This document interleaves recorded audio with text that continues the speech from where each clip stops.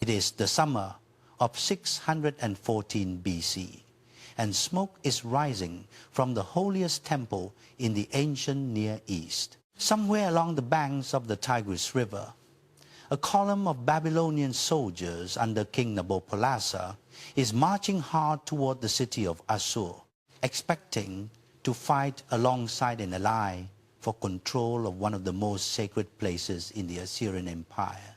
They will arrive too late. By the time they reach the walls, the killing is already finished, and it is a different army walking out through the ashes.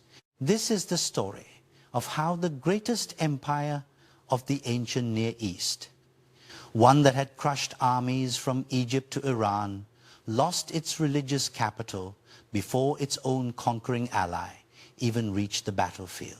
We tend to assume that empires this powerful fall in one dramatic final battle. That is almost never how it actually happens, according to the only detailed account that survives, a Babylonian chronicle written on clay tablets and buried for nearly 26 centuries before anyone read it again. Assyria's collapse had been building quietly for almost 20 years before most people outside the palace walls understood how serious it had become. If that sounds like an overstatement, it shouldn't, because everything in this video is checked directly against that surviving chronicle, against modern archaeological excavation of the city itself, and against the political record of an empire that, on paper, still looked completely unstoppable.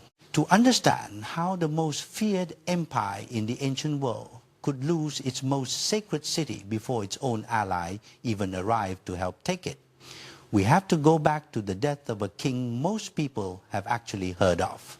To understand why Assyria's collapse started from within rather than simply being imposed by an outside enemy, it helps to go back one generation earlier to a decision made by the Assyrian king Esarhaddon.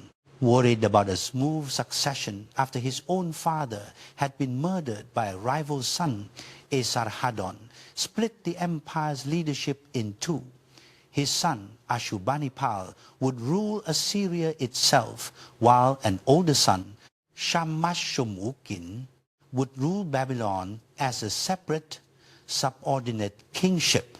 It was meant to prevent exactly the kind of succession violence Esarhaddon himself had grown up around.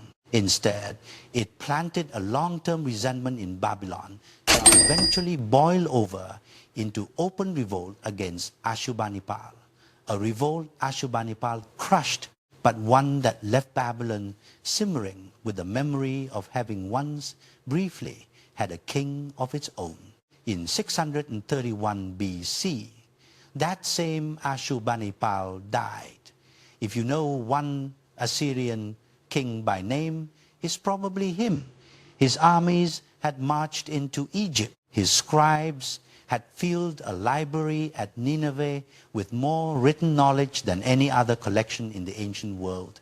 Up to that point, tens of thousands of clay tablets covering medicine, astronomy, literature, and law. Under his rule, the Neo-Assyrian Empire controlled or dominated nearly every major power center between the Caucasus Mountains and the Nile, between the Mediterranean coast and the Iranian plateau. By any measure available to people living at the time, this was the strongest state on earth. It did not stay that way for long. Ashurbanipal's son, Ashur-etil-ilani, inherited the throne, but his reign was short, and he died only a few years later in 627 BC. What happened next tells you almost everything you need to know about the condition. Assyria was actually in beneath its imperial surface. A general, or possibly a court official named Sin-Shumu-Lishir, who had helped secure the previous king's succession, and was notably a eunuch in a court where eunuchs were deliberately given high office, precisely because they could not found a rival dynasty, suddenly turned and seized the throne for himself anyway, taking control of major cities including Babylon and Nippur. He held power for roughly 3 months before being defeated by Ashur-etil-ilani's brother, a man named Sine-Shar-ishkun, who would go on to rule Assyria for the rest of its existence as an independent empire. Think about what that moment actually represents. The position eunuchs held in the Assyrian court existed specifically to prevent this exact scenario. A trusted official without dynastic ambition turning his proximity to power into a bid for the throne itself. Even that safeguard failed.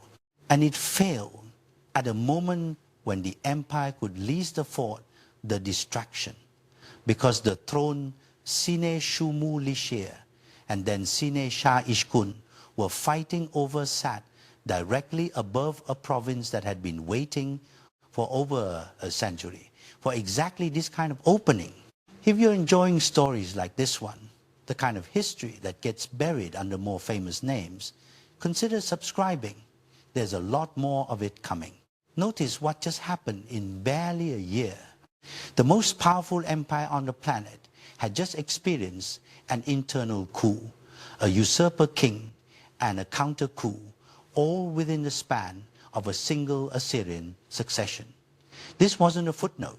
It was a warning sign, and it arrived at the worst possible moment, because at almost exactly the same time, the Assyrian appointed king of Babylon, a man named Kandalanu, also died, leaving the empire's wealthiest and most resentful province without a ruler. Babylon was not some marginal frontier holding. It was one of the oldest and richest cities in the world, sitting astride trade routes that connected the Persian Gulf to the Mediterranean, and losing administrative control over it, even briefly, meant losing access to revenue and manpower that the rest of the empire could not easily replace. Into that vacuum stepped a man named Nabopolassar. His background is genuinely uncertain, a gap in the record that later Babylonian propaganda had every incentive to fill with humble origin stories, proving his rise was earned rather than inherited. Ancient sources describe him only as being of humble origin, possibly connected to Chaldean tribal groups in southern Mesopotamia, not part of any recognized royal line. The kind of figure court scribes in Nineveh would never have bothered tracking before he became a problem. What he had instead of pedigree was timing and the willingness to act on it immediately, rather than waiting to see how the dust settled in the north. In 626 BC, he seized the city of Babylon itself and was crowned king before the end of that year, restoring Babylonian independence after more than a century of direct Assyrian control. The very independent Shamash-shum-ukin had died trying and failing to win a generation earlier. Sine-Shar-ishkun did not simply let this happen. Over the next several years, Assyrian and Babylonian forces fought back and forth across southern Mesopotamia in a grinding, inconclusive war. Cities like Nippur and Uruk changed hands more than once, sometimes recaptured by Assyria within months of falling to Nabopolassar, only to be lost again the following season. This was not the kind of war that get remembered for a single dramatic turning point. It was the kind that simply wears down whoever is fighting it season after season, with neither side able to land the kind of decisive blow that ends things outright. Soldiers on both sides would have known this rhythm intimately. March, besiege, win or lose some narrow piece of ground, withdraw, and do it again the following year, with the underlying balance of power barely shifting despite all the bloodshed. This matters for understanding what comes later, because it establishes something important. Assyria, even while bleeding from internal instability, could still field an army capable of genuine, repeated victories. This was not yet a collapsing state.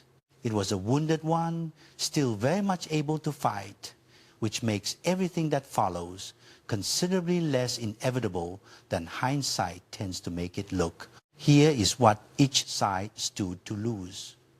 For Sai Shah Ishkun, the stakes were existential in the most literal sense. Assyria's entire identity, reinforced over 3 centuries of royal inscriptions boasting of conquest after conquest, was built on the idea that it did not lose its own homeland. It conquered, it deported, it crushed rebellions on other people's land, not its own. A Babylon that could not be reconquered was a direct contradiction of everything the empire claimed to be in front of every vassal state, watching to see whether that claim still held. For Nabopolassar, the stakes ran the other way, and they came with a long memory attached. Decades earlier, an Assyrian king named Sennacherib had crushed an earlier Babylonian rebellion so thoroughly that, according to later accounts, he had the city's temples looted and much of it razed to the ground, an act of destruction severe enough that Sennacherib's own son later worked to rebuild what his father had destroyed. Partly out of fear of the god Marduk's anger, Nabopolassar's rebellion was not happening in a vacuum. It was happening in a city that remembered exactly what Assyrian retaliation could look like, and had every reason to fight, as if its survival truly depended on winning this time. He had, almost by accident of timing, been handed the only realistic chance in over 100 years to turn Babylon's independence into something permanent rather than a brief and reversible interruption, the same kind Shamash-shum-ukkin's revolt had once been before Ashurbanipal stamped it out. There was, however, a third actor in this story who barely registers in the early years of the war, and that absence is itself the point. East of the Tigris, on the Iranian plateau, a kingdom called Media had spent generations as something Assyria checked in on periodically rather than worried about seriously. A patchwork of tribal territories that occasionally needed to be reminded who collected tribute from whom. Media's own recent history had not exactly been a story of steady rising power either. At one point earlier in the century, by the account later preserved through Greek tradition, the Medes had themselves been overrun and dominated by Scythian raiders from the steppe, a humiliation that took years to reverse under a king named Cyaxares. That humiliation was turned into reform. According to the later Greek historian Herodotus, Cyaxares reorganized Median forces into something closer to a professional standing army, divided by weapon type, spear bearers, archers, and cavalry, rather than thrown together as an undisciplined mass, the way armies in the region had traditionally been raised. Assyria, focused entirely on the familiar enemy to its south, had little reason yet to think about what was changing to its east, or to recognize that the same king who had once been pushed around by steppe raiders was now building exactly the kind of force capable of moving as fast as those raiders ever had. Nobody fighting over Nippu and Uruk in the early 620 SBC had any way of knowing that the empire's actual death blow would come from that direction instead. The very familiarity of the Babylonian threat, a province that had always resisted, that had always eventually been brought back in line, may have been part of what made the new threat from the east so easy to underestimate until it was already inside the heartland. To understand what was about to happen, it helps to understand the place where it would eventually happen, because Assur was not just another city on Assyria's long list of fortified towns. Assur sat on a limestone outcrop on the western bank of the Tigris River, in a spot where the river curved sharply enough to nearly wrap around the city like a moat, leaving a shoreline of close to 2 kilometers tracing the edge of the settlement. The bluff itself rose roughly 25 meters above the surrounding valley floor, a natural defensive position that Assyrian builders had reinforced with walls for thousands of years before this story even begins. By the standards of ancient siege warfare, this was a hard place to take by force, the kind of site a city simply doesn't lose easily, which is part of why its eventual fall would carry the weight it did.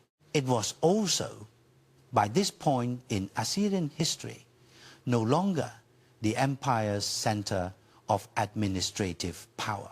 That role had shifted centuries earlier, first to Kalhu, then to Nineveh, where Ashurbanipal's library and the royal court actually operated. What Assur retained instead was something arguably harder to replace. It was the home of the god Assur, the empire's namesake deity, and the only place where an Assyrian king could undergo the formal coronation ritual that made his kingship legitimate in the eyes of his own religious tradition. Generations of Assyrian monarchs had been crowned there, and many were buried there as well, inside a temple complex anchored by a ziggurat that, in its prime, likely rose far higher than the roughly 26 meters of its surviving base still suggests today. It functioned, in modern terms, as something between a national cathedral and a royal mausoleum, a place whose importance had nothing to do with population or trade revenue, and everything to do with legitimacy itself. You could lose a dozen lesser cities and still be Assyria. Losing this one meant something closer to losing the ability to be Assyria at all, in any sense its own religious tradition recognized. Picture the priests who maintained that temple in the years before this story's climax, tending daily offerings and seasonal rituals inside a sanctuary that had outlasted dozens of kings, walking past inscriptions left by rulers who had died centuries earlier, almost certainly assuming the way people in long-standing institutions tend to assume that their particular corner of the world was simply too sacred, too central to Assyrian identity to ever actually be at risk. Institutions that have survived for centuries develop a kind of inherited confidence that has nothing to do with their actual military protection. Assur had that confidence in abundance. There is a particular irony worth noting here, one that becomes clearer only once you know how this story ends. Assyria's reputation for siege warfare had been built almost entirely on offense. Generations of campaigns where Assyrian engineers broke other people's walls, ground down other people's resistance, and made other cities into examples of what happened to anyone who defied the empire. Very little of that reputation had ever been tested from the other direction, defending Assyria's own walls against a besieging army determined enough to actually succeed. Sain Shah Ishkun's victory at Assur in 615 BC was, in that sense, a rare and reassuring exception. Nobody yet knew it was about to become the exception rather than the rule. Distance and weather mattered just as much as walls in this kind of warfare. Campaigns in this part of the world ran on a seasonal rhythm dictated by the Tigris and Euphrates river valleys. Armies moved in the warmer, drier months, when roads were passable and newly harvested grain could feed soldiers on the march, and pull back when winter made sustained movement difficult and dangerous. That rhythm explains why every major event in this story, the siege of Assur in 615, the Median advance into Arafah, the lightning campaign of 614, all cluster within the same narrow stretch of the calendar each year. It also explains something more specific and more dangerous for Assyria. An enemy who could move faster within that same seasonal window simply got more done with the same number of usable months, covering more ground, threatening more cities before the season ended, and everyone went home to wait for the next one. The forces gathering around this question, whether Ashur's sanctity could survive contact with three separate armies, looked very different from one another. Assyria still fielded the most technically advanced military force of the age. Heavy infantry equipped with iron weapons, and in a detail that mattered more than it might sound, knee-high leather boots, reinforced with iron plates at the shin, allowing soldiers to fight in any terrain and any season, rather than being limited to dry ground and warm weather. Alongside that infantry stood composite bow archers, slingers, and a corps of military engineers who had spent generations perfecting siege rams and battering rams, the kind of standing engineering capability no other Near Eastern power could fully match at this point. Median forces, by contrast, were built around mobility rather than siegecraft. Their core strength was horse archery. Riders trained to strike fast, inflict damage from a distance, and disengage before the enemy could organize a heavy counterattack, a style of warfare suited to speed and to hitting multiple targets in quick succession rather than settling in for a prolonged siege. Babylon's army sat somewhere between the two, a force still maturing in its organization, drawing partly on tribal levies, yet from groups like the Chaldeans in the south, and partly on methods learned directly from the very empire it was now fighting, since many Babylonian officers and soldiers had themselves once served under Assyrian command before the rebellion began. If you had to bet on which advantage would matter more in the year ahead, Assyria's unmatched siege engineering or Median speed and mobility, which would you choose, type siege or speed, in the comments. Keep that question in mind, because the answer this story actually gives is not the one most people expect. In 616 BC, with the war against Babylon still unresolved, Assyria attempted to widen its own coalition. An allied Assyrian-Egyptian campaign moved against a city called Gablinu, an attempt to use Egypt's military weight and Egypt's own long memory of resenting Babylonian and Median ambition to tip the balance decisively in Assyria's favor. It failed. After that defeat, Egyptian support narrowed considerably, with Egyptian forces largely staying west of the Euphrates and offering only limited assistance going forward, treating the Assyrian cause as something worth a cautious distance rather than a full commitment. It was a missed opportunity that would matter more than anyone fighting at Gablinu could have realized at the time, because Assyria was about to need every ally it could get and was instead about to fight its hardest year with fewer of them than it had hoped for. For the ordinary soldiers and priests living through these years, none of this would have felt like the prelude to an ending. It would have felt like the normal, exhausting rhythm of an empire at war with itself. Campaigning seasons that came and went, news of cities recaptured and then lost again, and in a place like Assur specifically, a kind of routine insulation from the fighting itself. Assur was not on the active front. It was the place soldiers might pass through on the way to a campaign, not the place campaigns were fought over. ceremonies continued. Offerings were made at the appointed times of day, incense and grain set before a statue that had received the same offerings for generations. The rhythms of religious life inside the temple complex carried on largely undisturbed by a war that, for now, was still happening somewhere else on someone else's section of the map. That sense of distance from the actual fighting is, in hindsight, exactly what made Assur vulnerable. A garrison stationed somewhere it expects to be attacked behaves differently than a garrison stationed somewhere it has been told implicitly by centuries of unbroken precedent that attacks simply do not happen. Each side's actual plan at this stage was simple enough to state in a sentence, even if none of the three men involved would have phrased it quite this plainly to their own advisors.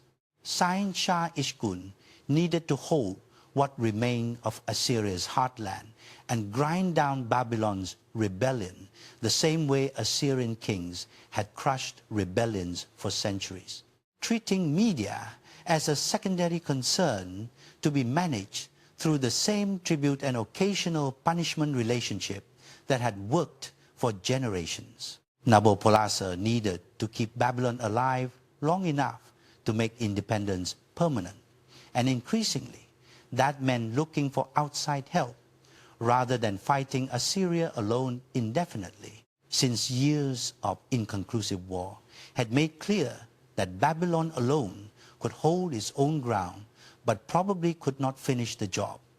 And on the Iranian plateau, Cyaxares needed, for his own reasons of ambition and old grievance toward an empire that had spent generations treating his kingdom as a tribute-paying afterthought, very little persuading to see an opportunity in Assyria's distraction.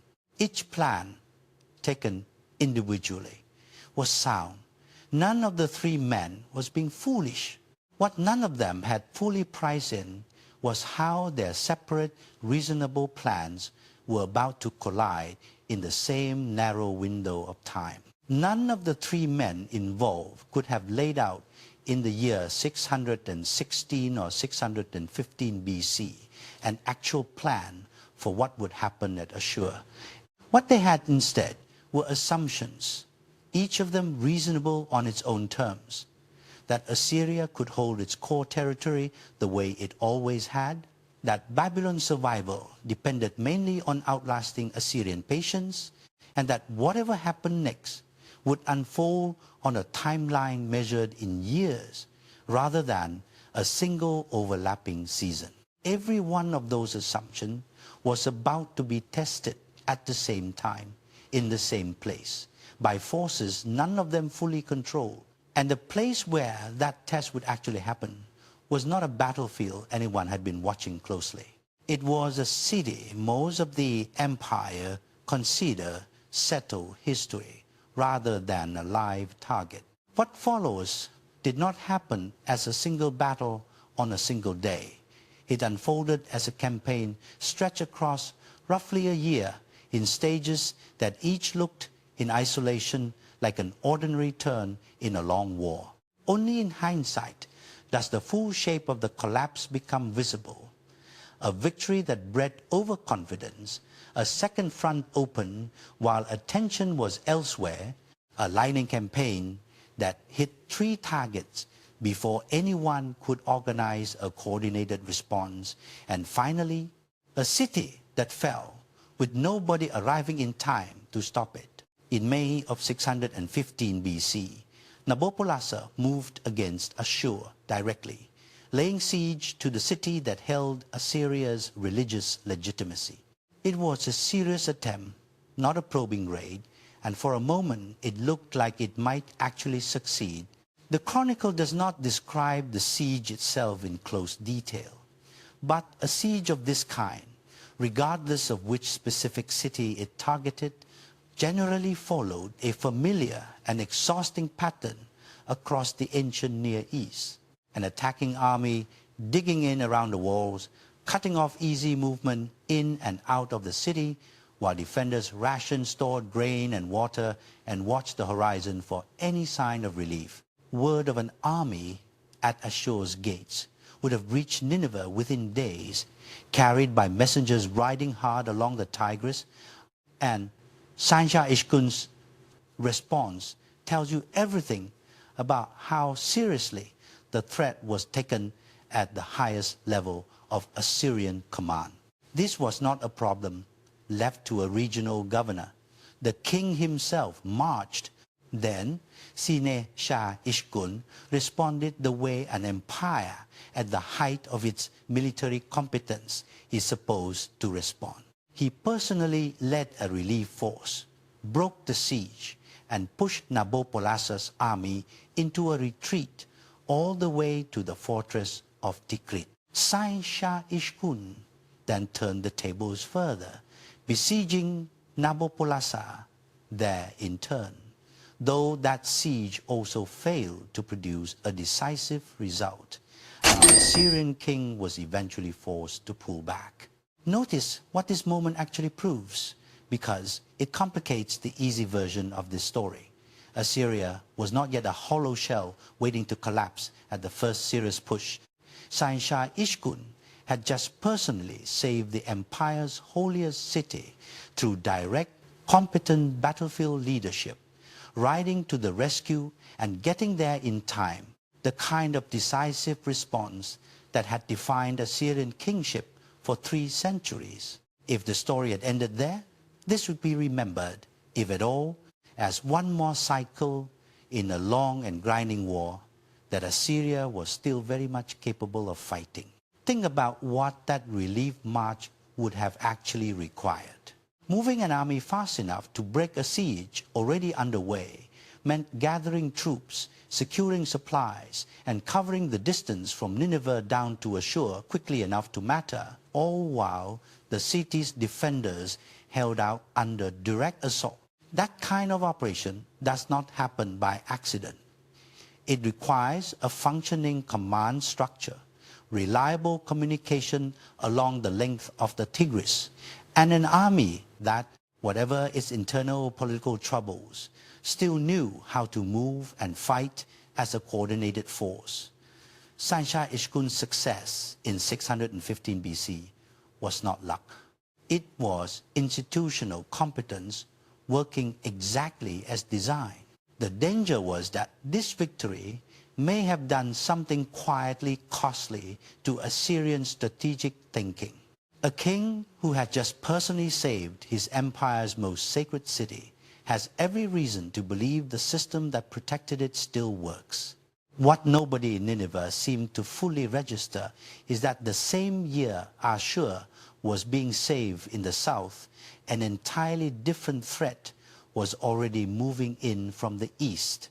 Late in 615 BC, Cyaxares brought Median forces directly into Assyrian territory for the first time, seizing the district of Arapha. Picture what that actually meant on the ground. Riders coming down out of the Zagros foothills into Assyrian farmland that had not seen Assyria's foreign army in generations. Local garrisons built to handle small-scale raiding suddenly, facing something organized and purposeful instead. In Nineveh, news of the Arapha incursion likely arrived the way bad news almost always arrived in ancient capital cities. By messenger, carried fast enough to be urgent, but not fast enough to allow any meaningful response before the situation had already developed further than anyone in the palace had anticipated. This was not a border raid of the kind Assyria had absorbed from media for generations, the sort of incident a regional commander handled without troubling the king.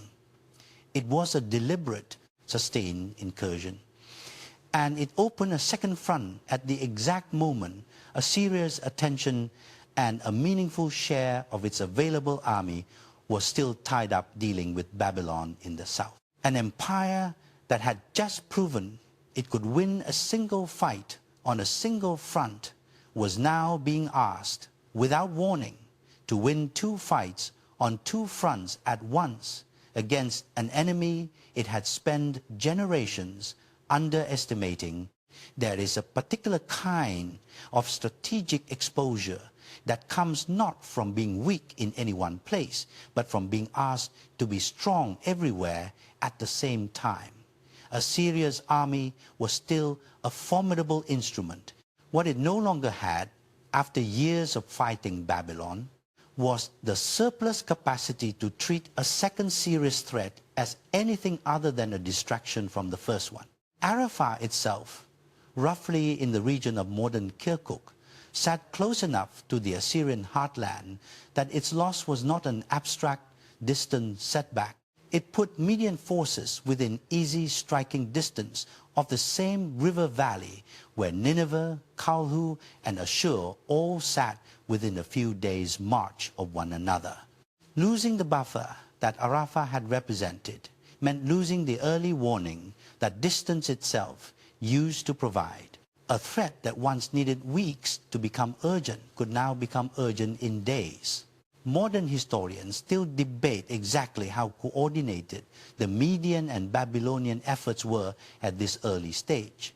Whether this was a planned joint strategy taking shape between Cyaxares and Nabopolassar already, or two separate ambitions that happened to converge on the same overstretched target at the same time. What the surviving chronicle does make clear is what happened next, and it happened fast. In the summer of 614 BC, Median forces under Cyaxares launched a rapid campaign against multiple Assyrian targets in quick succession, moving down along the Tigris through territory that had been the secure heartland of the empire for as long as anyone living could remember.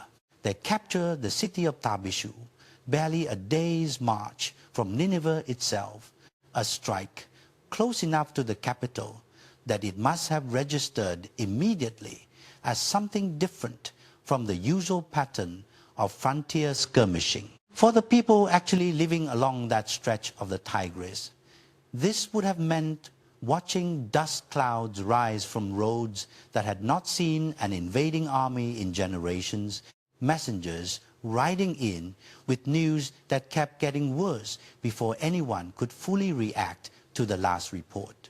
They then struck at Kalhu, once an Assyrian capital in its own right and still a major religious and administrative center, and pushed toward Nineveh itself, the empire's actual seat of government, where the king, the court, and whatever remained of the central army were concentrated. They did not succeed in taking Nineveh on this attempt. Its walls, among the most heavily fortified in the ancient Near East, held built up over generations, specifically to withstand exactly this kind of assault. But that failure mattered less than it might sound, because the real damage wasn't the city they couldn't take. It was the message sent by how quickly they had reached it. An enemy capable of striking Tabisu, Kalhu, and the gates of the empire's own capital within the same campaigning season was an enemy operating at a speed Assyria's traditional defensive posture, built around holding strong points and waiting out sieges, the way Shah Ishkun had done so effectively at Assur the year before, was simply not designed to counter. You cannot ride to the rescue of 3 cities at once, and an enemy that understands this can use speed itself as a weapon, forcing a defender to guess wrong about where the real blow is coming. Having tested Nineveh's defenses and found them too costly to break through immediately, Cyaxares made a decision that, in hindsight, defined the entire campaign. Rather than settling in for a prolonged siege of the capital, the kind of grinding, months-long operation his cavalry-heavy army was not necessarily built for, he turned his army south, back toward Assur, the city Shah Ishkun had defended so successfully just 1 year before. It is worth asking why, Nineveh was the bigger prize in administrative terms, the seat of the court, the location of Ashurbanipal's library, the symbol of where actual governing power lived. Assur, by contrast, had not governed anything in centuries. But Nineveh's walls were among the most heavily fortified anywhere in the ancient Near East, with multiple defensive lines, towers at close intervals, and a moat system that had been improved by successive kings who understood exactly what a determined siege required to break. A cavalry-heavy army built for rapid movement and multi-target campaigns was not well suited to that kind of grinding, months-long operation, particularly one that would require to remain stationary in enemy territory for the entire remaining campaigning season, while Assyrian reinforcements potentially organized somewhere out of sight. Assur's natural defenses, while formidable, depended heavily on a relief force arriving in time, the same relief force that had worked perfectly the year before and might, this time, simply not be available. Cyaxares may not have known that for certain when he turned his army south. He may not have needed to know it. Simply recognizing that last year's successful rescue was itself a resource, one the empire could spend exactly once before it ran out of the conditions that had made it possible, may have been enough to make Assur the smarter target regardless of any other calculation. This time, there was no relief force. Whether Sain-Shah-Ishkun was occupied elsewhere, with Babylon on the other front, whether his forces were too depleted from the previous year's fighting, or whether the speed of the Median advance, moving from Tabisu to Nineveh and then south to Assur, faster than a slow army could have anticipated, simply left no time to respond. The Chronicle does not say, and modern historians genuinely do not know. What we do know is that the outcome was completely different from the year before. The Medes besieged Assur, and this time the city fell.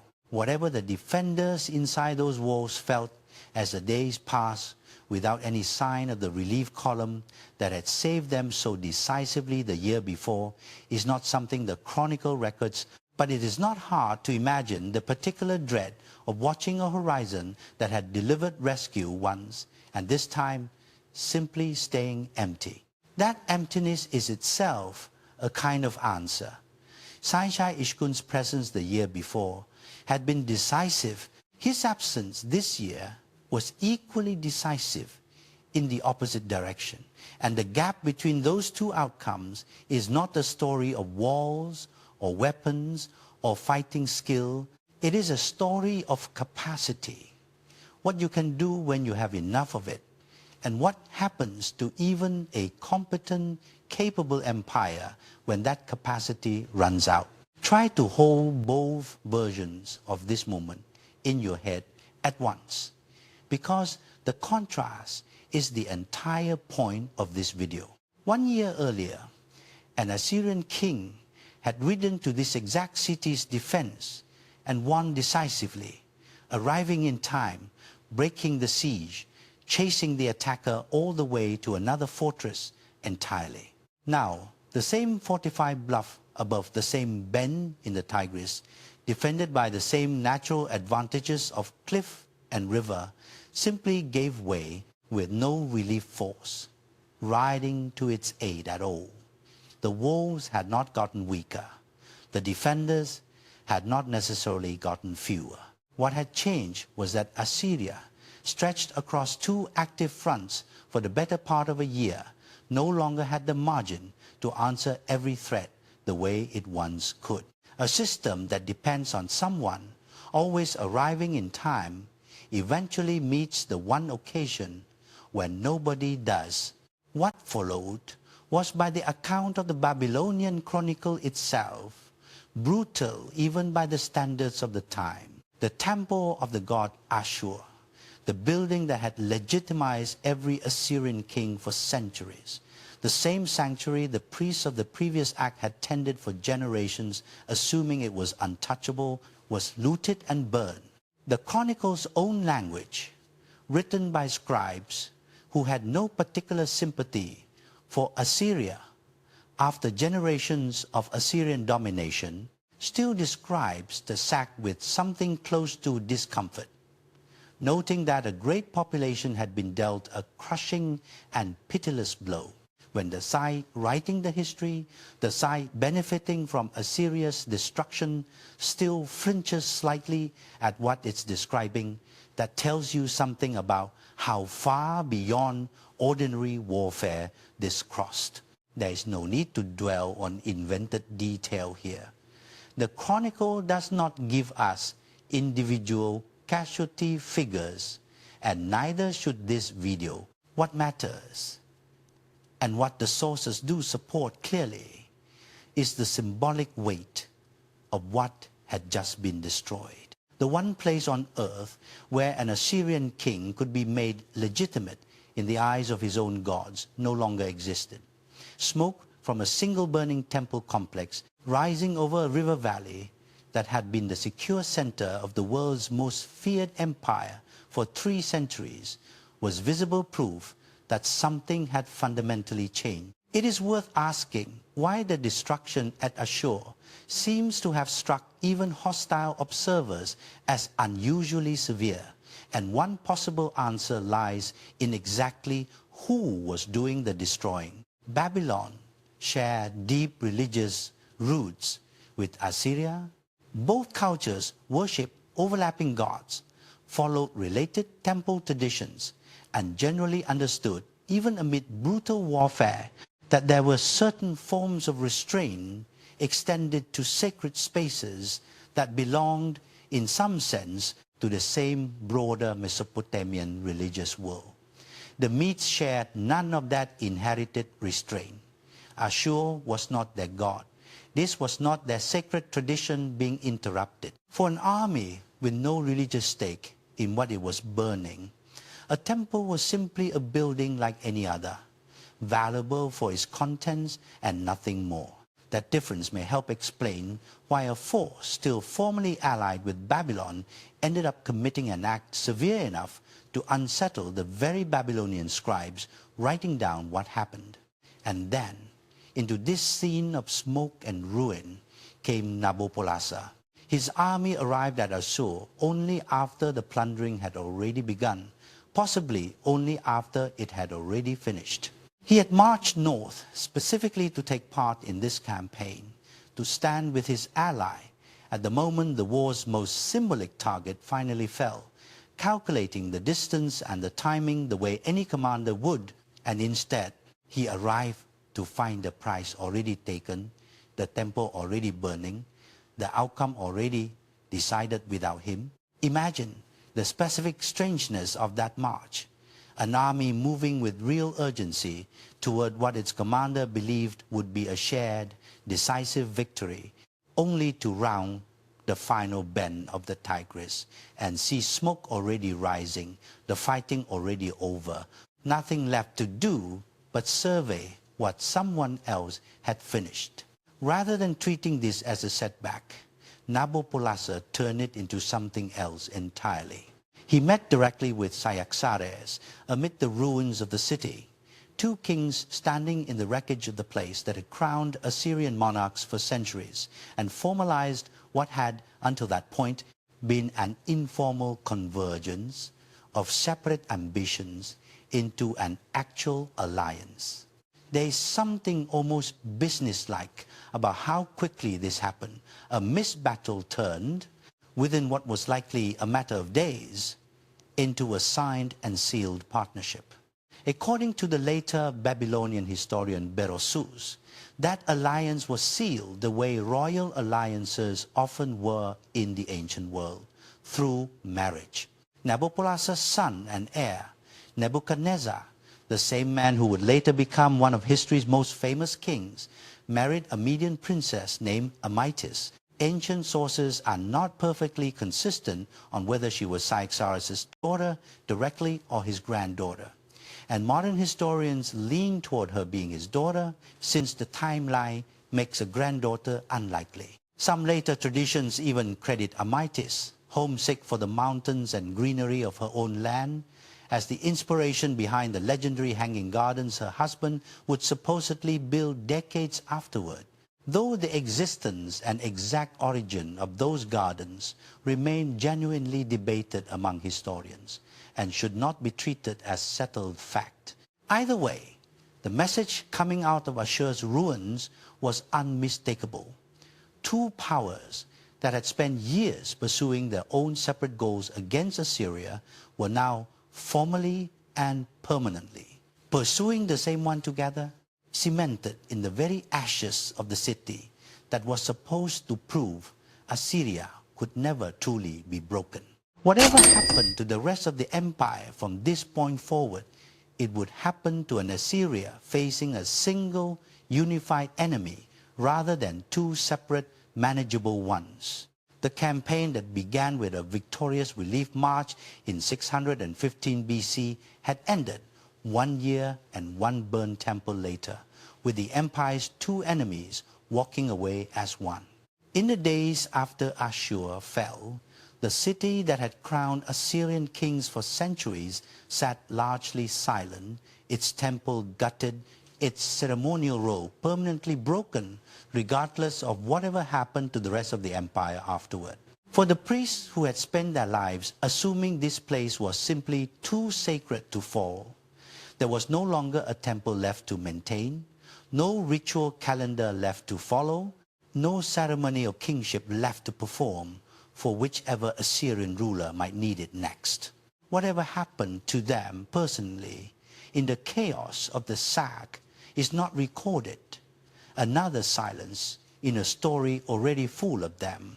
The chronicle gives us no specific count of the dead, no number of prisoners taken, no precise figure for how much of the city actually burned. Modern historians, working from the limited evidence available, generally avoid offering hard numbers for this particular event. And this video will do the same rather than inventing a precision the sources simply don't support. What we can say with confidence is that the destruction was severe enough to draw discomfort even from the chronicle's own Babylonian authors, and severe enough to permanently end Assur's function as the empire's religious and ceremonial center. As autumn approached, both the Median and Babylonian armies withdrew to their home territories for the winter. The normal seasonal rhythm of ancient campaigning that had governed military action in this region for generations. What Assyria did with that pause is, in its own quiet way, one of the more telling details of this entire collapse. Rather than using the break in fighting to reinforce and prepare defensive positions elsewhere in the heartland, the available evidence suggests the opposite happened in at least one major city. At Kahu, instead of repairing damage from earlier fighting, the local population reportedly dismantled sections of the city's own walls, apparently in preparation for renovation work that, as it turned out, would never actually happen. An empire that had just lost its most sacred city was in at least one place, taking its own fortifications apart, behaving as though the worst had already passed, rather than as though it might be coming again. It is the kind of detail that sounds almost unbelievable until you remember that the people making these decisions did not know they were living through the last years of their empire. They only knew what their most recent season of fighting had shown them, which was that Assyria had won at Rahilu and Nineveh still stood. Sain Shah Ishkun himself was not finished. In 613 BC, the year after Assur's fall, he led Assyrian forces in a counter-offensive, successfully relieving a besieged Assyrian allied town called Rahilu from rebel forces backed by Babylon. It is worth pausing on this because it complicates any version of this story that wants Assyria to simply collapse the moment Assur burned. The king who had lost his empire's holiest city was within months still capable of organizing a relief march and winning a real engagement in the field, the same kind of decisive response that had saved Assur itself a year earlier. Nabopolassar's army occupied elsewhere, putting down that same rebellion, withdrew before a larger battle could be forced. Assyria's military still had teeth. It simply no longer had time, and it no longer had a religious capital to rally around the way it once could. Consider what it would have meant for an ordinary Assyrian soldier fighting under Sain Shah Ishkun at Rahilu in 613 BC to know that the temple where his king should have been crowned no longer existed. Military discipline does not depend on theology alone, but legitimacy matters in ways that are hard to measure and easy to underestimate until it's gone. An army can still march, still fight, still win individual engagements, while quietly losing the deeper sense that the cause it's fighting for is still whole. Word of what had happened at Assur did not stay contained.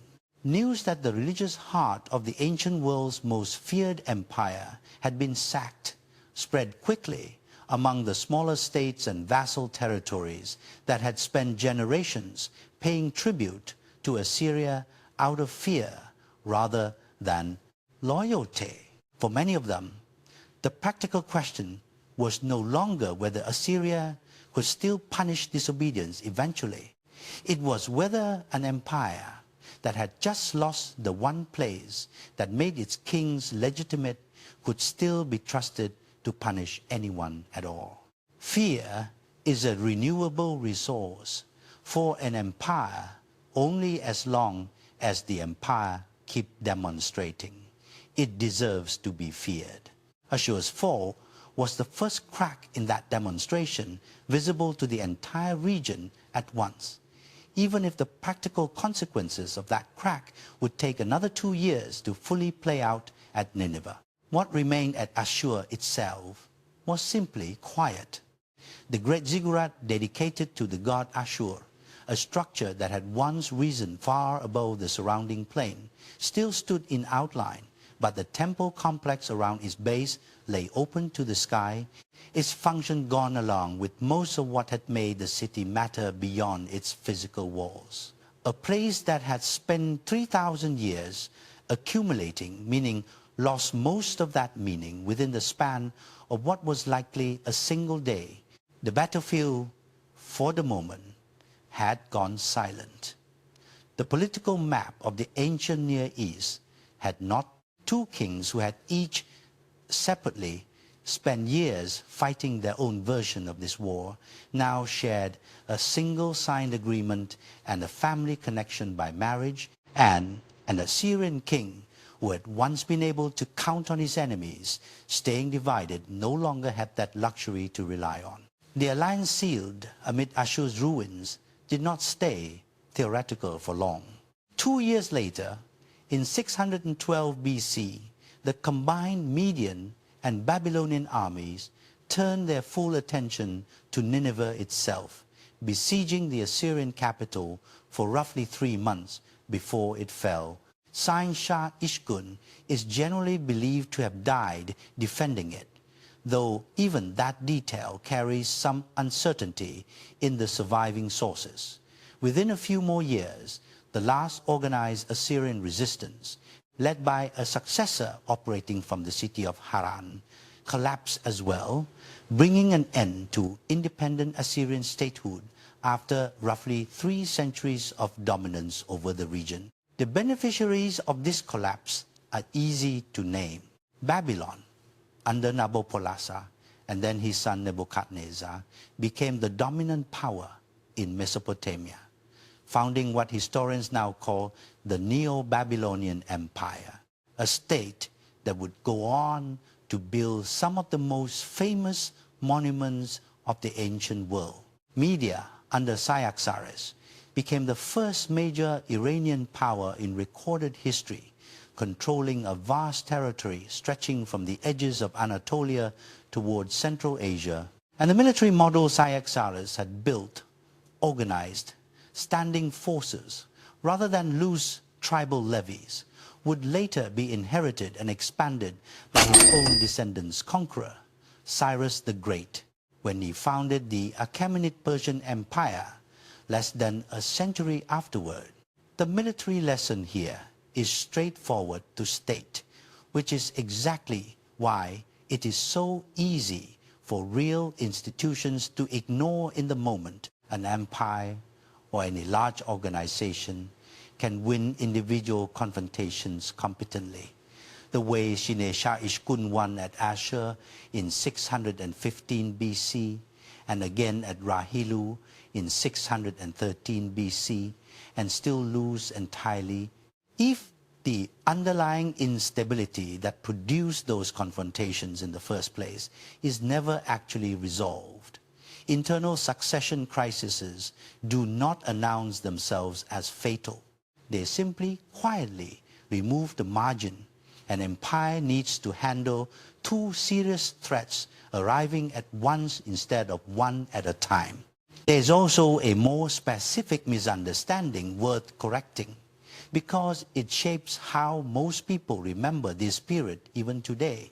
Popular memory tends to treat the fall of Nineveh in 612 BC as the moment Assyria ended, since Nineveh was the political capital and the site of Ashurbanipal's famous library. Assur, less recognizable a name to most modern audiences, often gets reduced to a footnote along the way.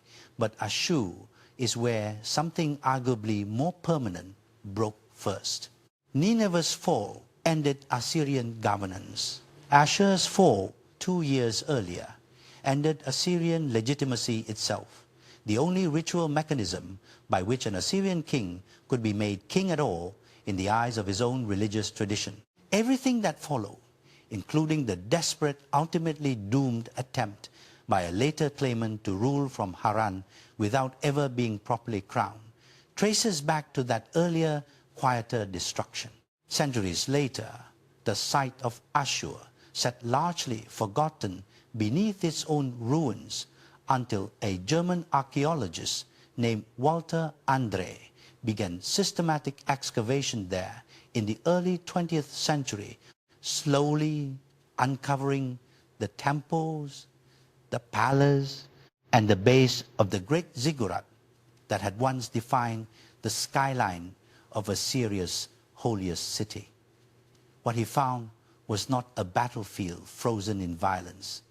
It was something quieter: foundations, broken statuary, the patient outline of a city that had simply stopped being what it once was, all of it sitting silently for roughly 25 centuries before anyone looked again. That smoke we opened this video with, rising over a city that one army was still rushing to reach, was never really about a single battle lost. It was the visible end of a slower collapse, a succession crisis that opened the door, a war on one front that absorbed all of Assyria's attention, and a second front building quietly in the east for years that nobody in Nineveh took seriously until it was already standing at the gates of the empire's most sacred city.